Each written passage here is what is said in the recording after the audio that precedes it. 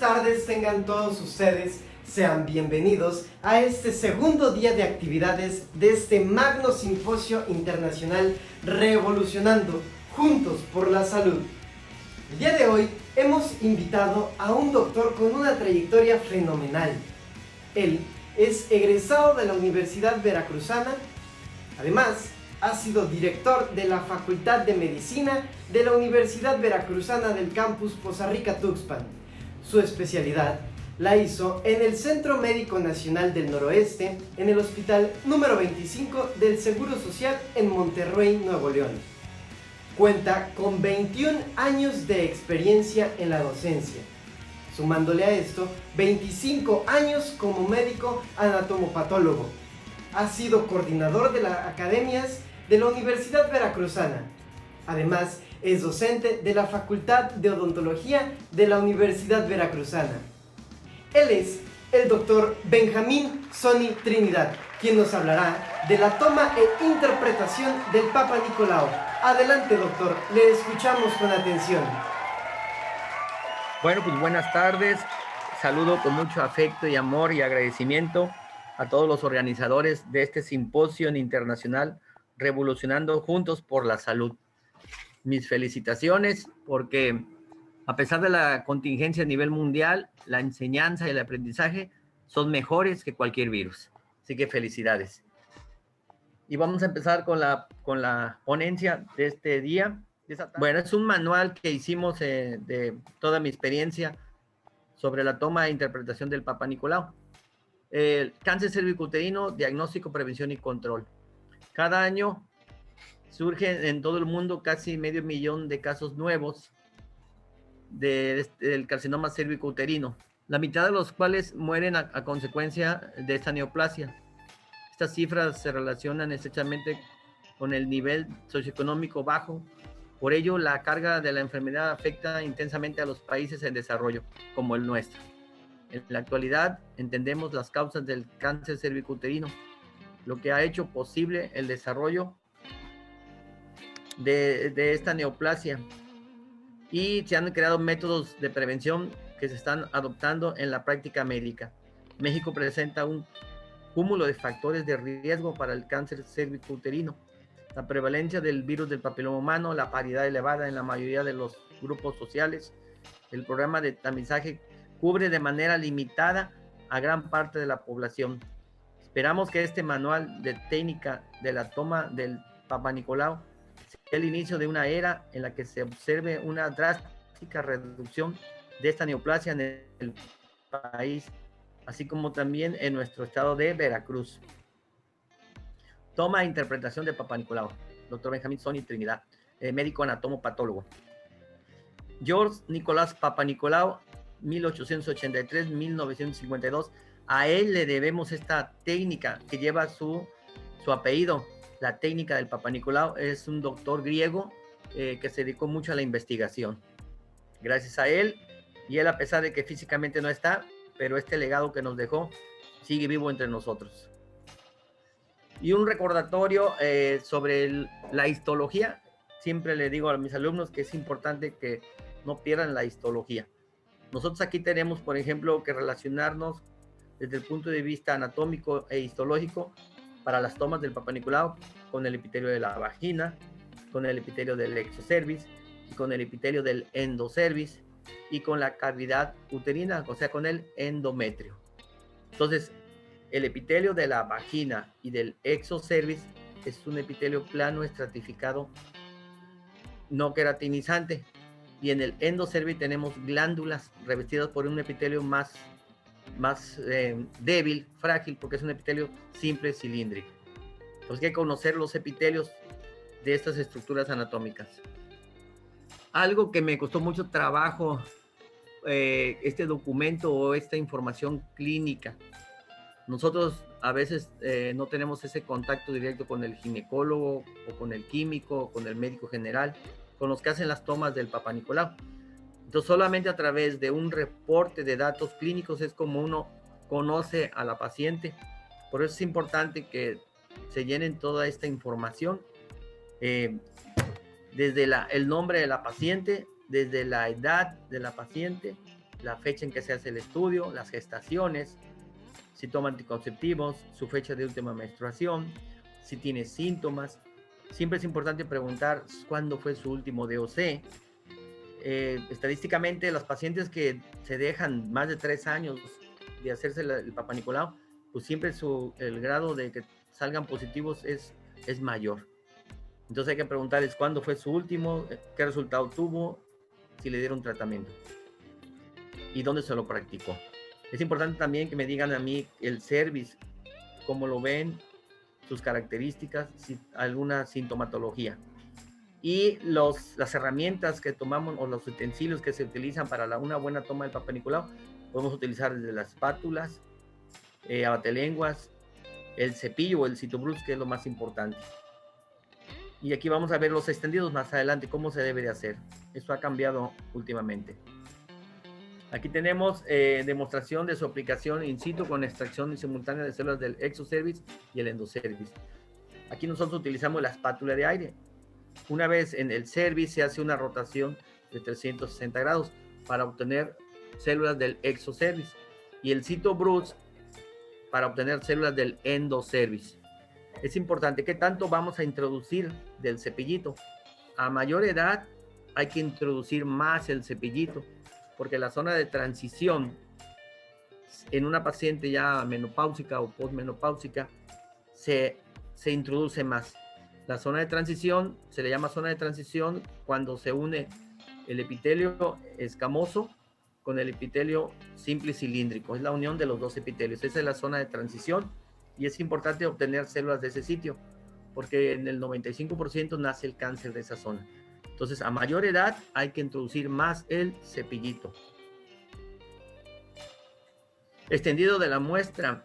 Tomar la muestra exocervical y extenderla sobre el portaobjetos de manera longitudinal, de forma continua, delgada y uniforme. En la toma de endocervix, haga el extendido de igual manera. Y no olvide tener cerca el frasco con alcohol de 96 para fijar inmediatamente la célula.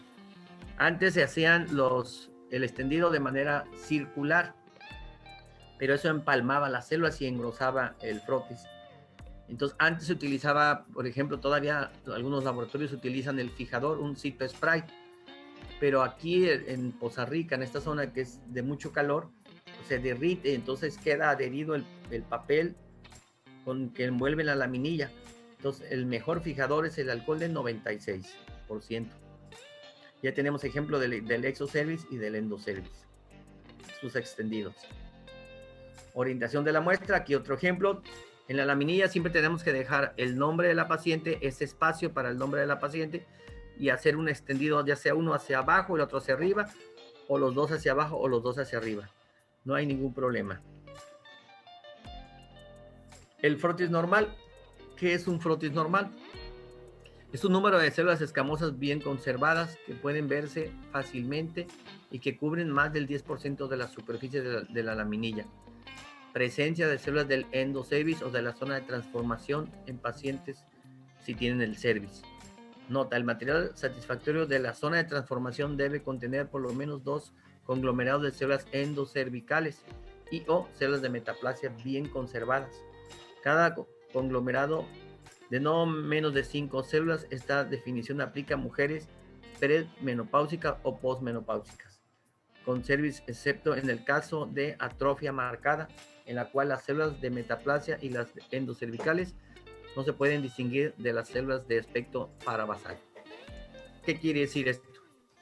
Que las células del endocervix o de metaplasia escamosa se consideran como las células del control de calidad en un Papá Nicolau.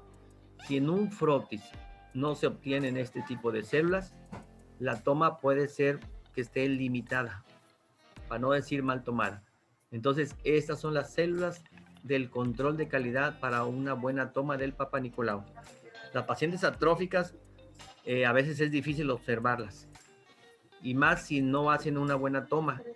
Ya les comento que en la menopausia o posmenopáusica hay que introducir más el cepillo, porque la zona de transformación o transición está más profunda en el cervix. Entonces, que quede claro este control de calidad, presencia de células endocervicales o de metaplasia escamosa. Aquí hay un ejemplo de cómo se ve un frotis con un extendido longitudinal sin engrosarlo. Aquí se observan células superficiales. Se distingue bien su núcleo y su citoplasma. Muestra satisfactoria pero limitada. Entonces, se dice que una muestra está limitada cuando en la hoja de solicitud y reportes de resultados parcialmente requisitadas. Es cuando falta información de la paciente, tanto sus datos como su edad. Faltan datos clínicos. Muestra también, si la muestra a mí me aparece con mucha sangre, con mucha inflamación, con áreas gruesas, pobre fijación, o sea que no se metió rápido en alcohol de 96, que tiene artefactos de desecación o contaminantes que imposibilitan ver el 50 o el 70% de las células epiteliales.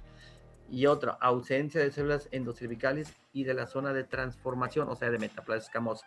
Entonces es una muestra satisfactoria pero limitada. Y aquí vamos a ver un ejemplo de ese estudio. Miren, aquí por ejemplo, ¿qué vamos a encontrar? Hay un proceso inflamatorio severo que impide ver el detalle celular. Si donde se ve la laminilla, ahí se ve grueso el frotis, mal extendido. Aparte, está comprometiendo donde van los datos clínicos. Ahí ya no se puede ver nada. Ahí debe de respetarse ese lugar. Entonces, esta es una muestra que no nos va a servir mucho para hacer un buen diagnóstico. Yo lo reporto como una inflamación severa, que le den tratamiento y que se haga nueva toma en 2 meses o 3 meses, para no dejar ir a la paciente. Muestra no satisfactoria o inadecuada, o sea, las que no nos sirven. Falta de información de la paciente, la laminillas que esté fragmentada y no puede ser reparada, escasa o insuficiencia de células epiteliales escamosas, cubriendo menos del 10% de la superficie de la laminilla, que tiene mucha sangre, células características de inflamación, muestra gruesa en la laminilla, pobre fijación, secado al aire sin fijar, artefactos, contaminantes. Todo esto imposibilita la interpretación en un 75% o más de las células epiteliales. Sin embargo, si se detectan células anormales, la muestra nunca deberán clasificarse como inadecuada, debiendo ser considerada satisfactoriamente pero limitada. O sea, si yo veo algo ahí maligno, así debo de reportarla. Pero la mayoría de las veces no se ve, y ahorita van a ver un ejemplo. Por ejemplo, aquí las poquitas células, no se alcanza a hacer un buen diagnóstico. En la laminilla se ve ese puntito que se ve ahí en la laminilla, pues es las células que se ven. O sea, muy poco material para hacer un buen diagnóstico. También, ya lo comentaba, a veces me llegan fragmentadas las laminillas. ¿Por qué? Porque por un descuido se sientan en ellas, se les caen, entonces se fragmenta, ya no se puede reparar. Cubierta por mucho sangrado. Por eso es que cuando una paciente esté menstruando, pues está contraindicado que se tome el Papa Nicolau. Y otra muestra es que mínima cantidad de células. Otra es que me ponen células en donde está el sitio del nombre. Ahí no, porque nosotros cuando vamos a teñir la célula, quitamos esas células de ahí, porque necesitamos identificar el nombre de la paciente. Entonces, cuando llegan así mis laminillas, pues yo estoy triste y llorando, como se ve la imagen de esa carita. La fijación.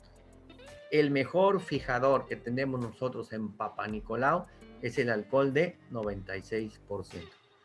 Después de que toman la muestra, tienen 20 segundos para ponerla en el alcohol de 96%. ¿Cuánto se debe de quedar ahí? Como mínimo media hora. Con media hora es suficiente. Si se pasan de media hora, que se puede quedarse todo un día en alcohol, no pasa nada. Pero no le den menos de media hora porque no alcanzan a fijarse las células. Entonces pueden dejar el frasquito ahí, se pueden ir a comer, a desayunar, pasa 1 hora, 2 horas, no pasa nada. Pero nunca sacarla antes de la media hora. Entonces es el mejor fijador del alcohol, nos limpia las células y nos hace que se vea bien todas las células que se tienen que estudiar. Aquí tenemos un ejemplo de una mala fijación. Esta es una toma que se hizo, no se fijó, la dejaron por ahí, se fueron a desayunar, se les olvidó meterla en alcohol y cuando regresan ya dice, la vamos a meter en alcohol, pero ya pasó 1 hora o más y las células sufren, entonces se hinchan y eso puede a nosotros, si no tenemos la experiencia, dar falsos positivos. ¿Cuál es el parámetro que yo utilizo para decir que esta célula está mal fijada? Por ejemplo, los glóbulos rojos, los eritrocitos, deben de haber sido un color rojo o naranja. Y aquí están pálidos. A mí es el que me indica que no se fijó bien esta muestra. Hay que ser atento con nuestra paciente. Ser amable y atento, como está aquí el doctor y no el otro ejemplo. Porque sí, de por sí la paciente, cuando acude a tomarse un Papá Nicolau, a veces acuden porque salió mal la vecina, salió mal la hermana, salió mal otra amistad. Y entonces se acuerdan y no me he hecho el Papá Nicolau.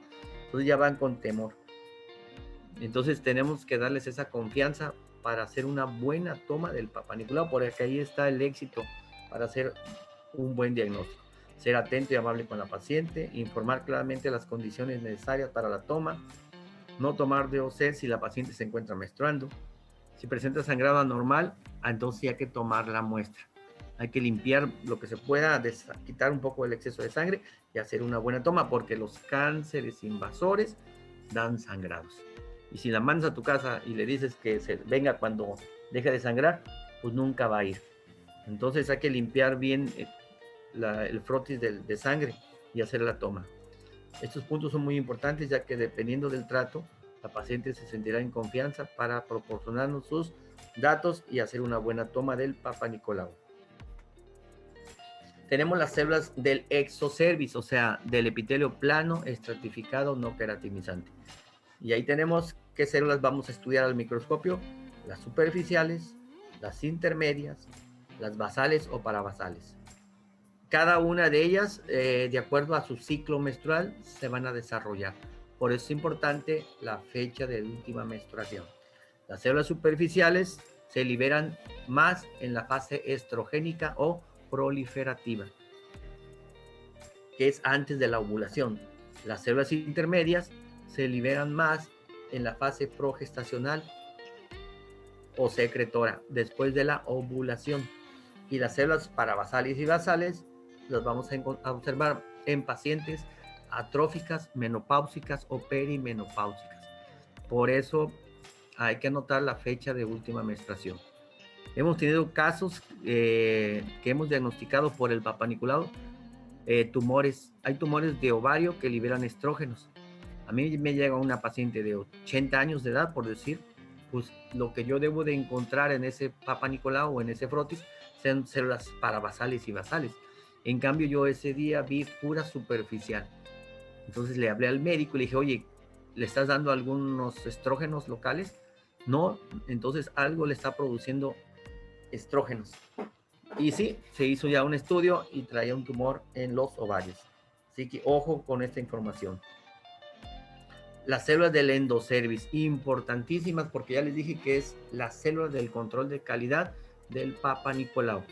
Y aquí tenemos que hay 3 tipos de células: las cilíndricas, en panal de abeja, y cilíndricas mucosecretoras. Estas se obtienen de preferencia con el citobruch, con el cepillito. También a veces se puede obtener con la espátula de aire cuando la zona de transición está muy hacia afuera, pero es raro. Entonces lo mejor es con el citobruch. Así que esa es una de las herramientas de mayor utilidad en los laboratorios y con el médico para la obtención de células endocervicales. Aparte, estas células vienen de un epitelio simple cilíndrico, son muy lábiles, muy friables. Con cualquier alteración de inflamatorio o que se secan por mala fijación, no se pueden observar fácilmente al microscopio. O cuando hay mucha atrofia, también se dificulta observarlas. Ya lo vamos a ver más adelante. La atrofia. La evaluación citológica de la atrofia no siempre es sencilla. Los cambios inflamatorios asociados con ella alternan en medida la morfología de las células, dando lugar a problemas de diagnóstico diferencial, especialmente con las lesiones intraepiteliales de alto grado y las neoplasias invasoras. Los especímenes de un frotis atrófico generalmente son de mala calidad, debido a las características del epitelio de donde provienen, ya que este se adelgaza por la falta de estímulo estrogénico y puede haber sangrado en el momento de obtener la muestra. Las células son escasas, al parecer, de una adecuada secreción de moco. Usualmente el espécimen tiene cambios de desecación, lo cual altera más la morfología celular. No es fácil tomar una muestra a una paciente ya menopáusica. Desde que metes el espejo hay resequedad. Nosotros siempre aconsejamos humedecer un poco el espejo con agua fisiológica o ponerle tantito lubricante sin excederse para hacer la toma bien. Esta es una imagen de atrofia. Las atrofias nos han confundido a todos, los patólogos y citólogos. Reportamos a veces cáncer invasores, carcinoma in situ, lesiones de alto grado. ¿Por qué? Porque la mayoría de los frotis muestran un núcleo grande con poco citoplasma. Entonces uno siempre lee o estudia el núcleo y el citoplasma en las células. Entonces aquí se pierde la relación núcleo-citoplasma. Entonces nos ha pasado que hacemos falsos positivos. Hay que hacerle una prueba de estrógenos. Yo cuando veo un paciente con mucha atrofia y veo algunas alteraciones nucleares, le pido al ginecólogo o al médico, oye, hazle una prueba de estrógenos. Este es un recurso de extraordinaria, mira la batería. Este es un recurso de extraordinaria utilidad, pues su aplicación local induce la maduración epitelial, con lo que desaparecen las alteraciones celulares causadas por la atrofia, pero persisten los cambios de índole neoplásico, ya que el tejido maligno no responde a este estímulo. La administración local de estos produce las siguientes modificaciones en el frotis atrófico. Nos ayuda mucho cuando se le da un tratamiento hormonal a la paciente. Limpia el fondo del frotis al eliminar el componente inflamatorio que lo acompaña. Con la maduración epitelial aparecen células intermedias y superficiales, mientras desaparecen las parabasales junto con los cambios inflamatorios y degenerativos asociados. La forma de administrarlos varía, pero un esquema muy utilizado consiste en aplicar directamente una crema de estrógenos sobre el epitelio cérvico-vaginal durante 15 días de manera alterna, es decir, cada tercer día. La obtención de la nueva citología se llevará a cabo al día del 18 o 19 día, 3 o 4 días después de la toma. Aplicación de la crema para que sus residuos hayan desaparecido.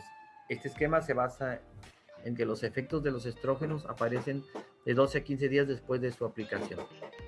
Yo creo que aquí va a depender mucho del producto que se esté utilizando y de la experiencia que de cada ginecólogo, porque eso lo hacen los ginecólogos o el médico general. Yo me quedé con la crema como médico general, que era la de Premarin. No sé ahorita, yo creo que debe haber ya nuevas cremas para las pruebas de estrógenos. En 1970 aparecen numerosas críticas sobre el pobre desempeño de la citología, señalándose que hay un buen número de falsos negativos. Esto obliga a la investigación de las causas de estos diagnósticos erróneos, encontrándose que las 2/3 partes de los falsos negativos se deben a una mala calidad de la muestra. Por todas estas circunstancias emergió la necesidad de una nueva nomenclatura basada en todos los datos vigentes sobre la biología de la enfermedad, principalmente sobre el virus del papiloma humano, sus variedades no oncogénicas y oncogénicas, y en forma muy especial en la evaluación de la calidad de la muestra. Aquí en México hemos tenido muchos problemas con esos falsos negativos, falsos positivos, porque todo depende de la toma que se debe de hacer. Por eso mi preocupación y mi esfuerzo para invitarlos a que como médicos realizan buenas tomas del Papá Nicolau. Por eso hay que darle esa confianza a la paciente. A veces son difíciles las tomas. Qué bueno fuera que introdujera uno el espejo y rápido se encontrara el cervix, pero no, hay que buscarlo. A veces están muy lateralizados, muy hacia arriba o muy hacia abajo. Y para eso hay que explicarle bien a la paciente todo lo que vamos a hacer, porque de ahí depende el control de calidad, que sea una buena toma, que lleve la presencia de células endocervicales. Y ya de la otra parte le corresponde a los laboratorios que tengan reactivos de buena calidad, que no estén contaminados, que tengan tanto el patólogo como el citólogo el tiempo para ver todos los detalles celulares. Entonces todo eso va complementario. Si se hace una mala toma, pues el resultado, aunque tenga yo los mejores tinciones y los mejores reactivos, no voy a ver esas células sospechosas de virus del papiloma o algún cáncer. Entonces, las buenas tomas es lo mejor. Entonces, ¿qué se hizo? Bueno, pues en Estados Unidos se hizo un sistema en diciembre de 1988, el sistema de Bethesda. Un grupo de profesionales con experiencia en citología, histopatología y clínica participó en un encuentro auspiciado por el Centro de Investigaciones de Bethesda, un hospital en Maryland, con el objetivo de elaborar un sistema para informar los resultados de los extendidos de Papa Nicolau, que serviría para dar a conocer la interpretación citológica al ginecólogo de un modo claro y relevante. En Estados Unidos se hizo esta clasificación o esta nueva clasificación porque allá las demandas son fuertes. Entonces, si se equivocaba un citólogo o un patólogo, pues era demanda. Entonces se hizo un sistema para también dar un buen reporte y protegerse un poco profesionalmente. Y vamos a recordar un poco la histología. Este es un cervix normal, el orificio por donde entra el citobruch. Y ahí está el epitelio que reviste a esta mucosa. Es un epitelio plano estratificado, no queratinizante. Y ahí se van desprendiendo las tres tipos de células que ya hablamos. Superficiales en la parte de arriba, intermedias en medio, y las basales o parabasales en la parte de abajo. Esta es la zona de transición o transformación, donde se unen los dos epitelios, el epitelio plano estratificado no queratinizante del exocervix con el epitelio simple cilíndrico de las glándulas del endocervix. De ahí hay que tomar las muestras. Entonces, esta es una colposcopía y ahí se reporta eversión glandular. Cuando llegó la colposcopía hace, pues, será unos 15 años, 12, 15 años, se decía que iba a desplazar al Papa Nicolau. Pero no, al contrario, la colposcopía vino a fortalecer todo los métodos diagnósticos para una buena interpretación y un buen diagnóstico. O sea, el Papa Nicolau sigue siendo de mucha utilidad porque la colposcopía ve nada más la parte externa y en cambio el citobruch, ese es el que obtiene células de la parte más profunda. Entonces, vino a ayudarnos porque sí es de mucha utilidad. Pero ya el protocolo es Papa Nicolau, colposcopía y la biopsia. Eso es lo que se tiene que manejar. Hemos tenido pacientes con colposcopías normales, biopsias normales y un Papa Nicolau alterado. ¿Por qué? Porque se obtuvo células de la parte más profunda. Entonces, estos son los tres que se tienen que hacer para un buen diagnóstico. Mecanismos defensivos del cuello uterino. Un mecanismo defensivo es el mismo epitelio, que es un epitelio formado por varias capas, como es el epitelio estratificado, íntegro, bien desarrollado y maduro. Desde el punto de vista histológico o morfológico, se dice que los jóvenes, tanto hombres como mujeres, estamos histológicamente ya maduros a los 24, 25 años de edad. Así que hasta ahí ya se considera que tus órganos o todos tus epitelios, conductos y epitelios y todo lo que reviste los epitelios ya son maduros.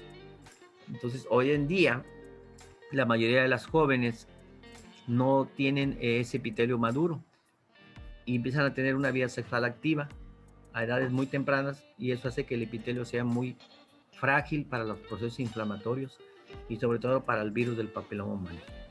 La acidez también es un mecanismo protector y todos sabemos, pues el buen estado de salud, que hoy en día es de mucha utilidad para esta pandemia que estamos viviendo. Aquí tenemos una representación de las lesiones intraepiteliales. O sea, se dice que es una displasia leve o lesión escamosa intraepitelial de bajo grado cuando las alteraciones nucleares están en la base. Si ustedes ven esos núcleos negros, ya son núcleos alterados.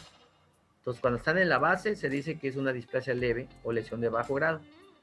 Cuando las lesiones comprometen su tercio medio, se considera una displasia moderada. Y si siguen comprometiendo hasta el tercio superior, se considera una displasia severa o carcinoma in situ. Pero esas tres diagnósticos de displasia moderada, displasia severa o carcinoma in situ lo enfocan en un solo diagnóstico, es una lesión escamosa intraepitelial de alto grado de malignidad.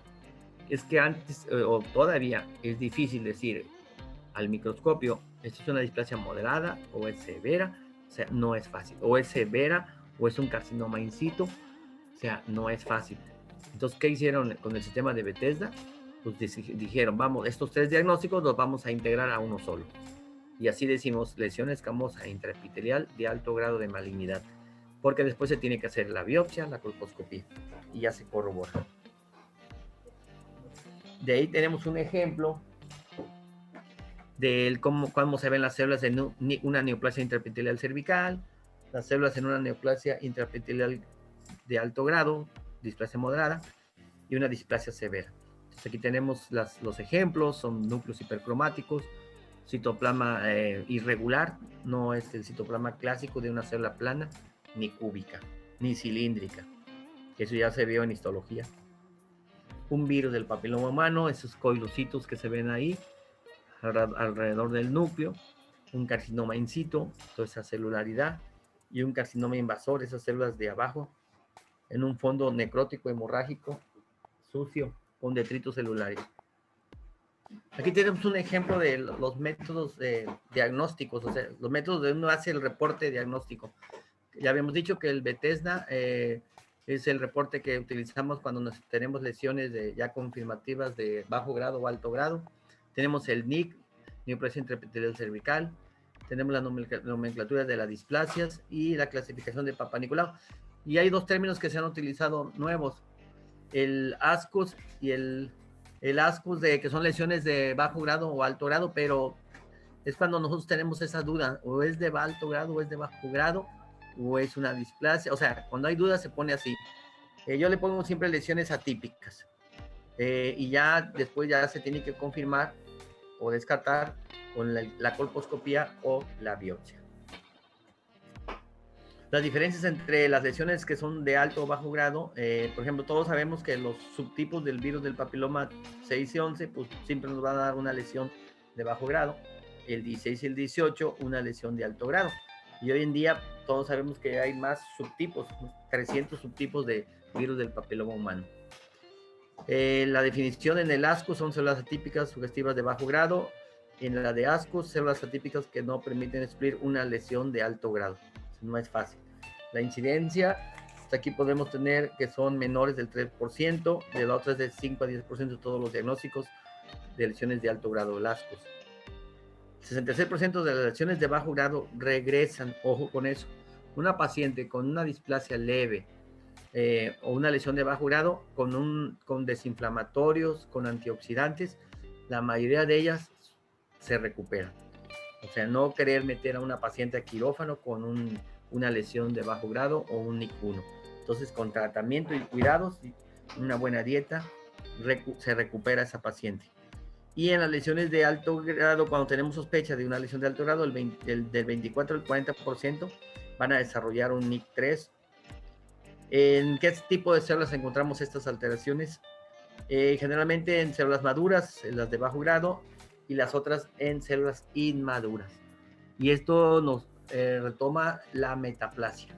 La metaplasia hay de dos tipos, metaplasia escamosa inmadura y metaplasia escamosa madura. Pues de ahí se obtiene. Es un reporte de Papá Nicolau, es el que yo tengo.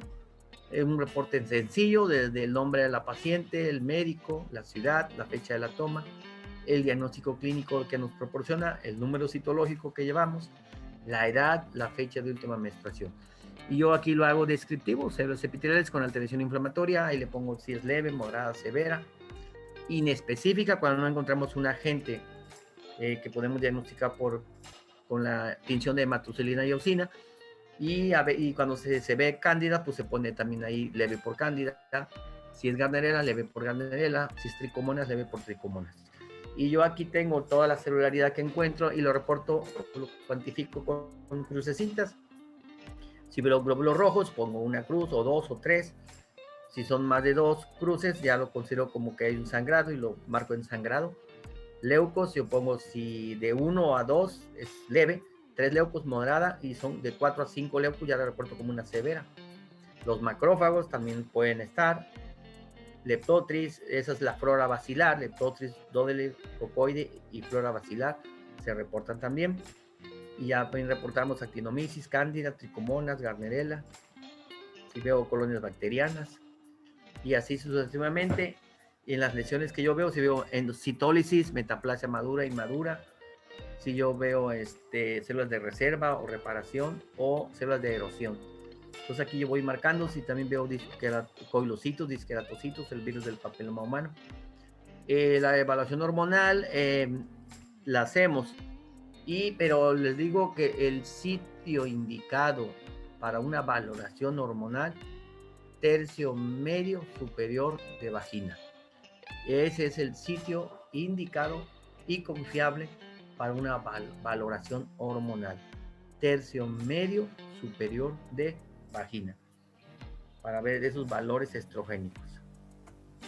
Y ese es el reporte de Bethesda.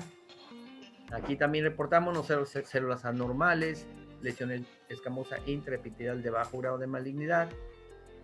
Y entonces aquí meto algunas observaciones y sugerencias. Por ejemplo, ahí en las indicaciones, pues cuando hay un Papa Nicolau alterado, siempre se sugiere biopsia para confirmar o descartar diagnóstico citológico con la colposcopía.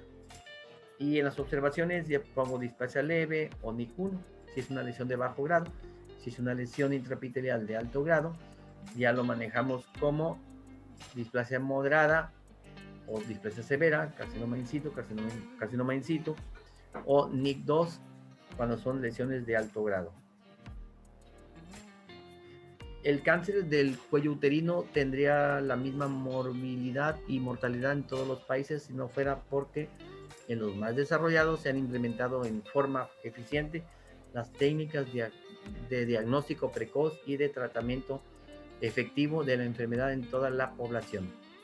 Nuestro reto es reducir la carga de mortalidad por cáncer cervical o cervicouterino, que actualmente se considera como una enfermedad infecciosa que puede combatirse con métodos preventivos conocidos y altamente eficientes.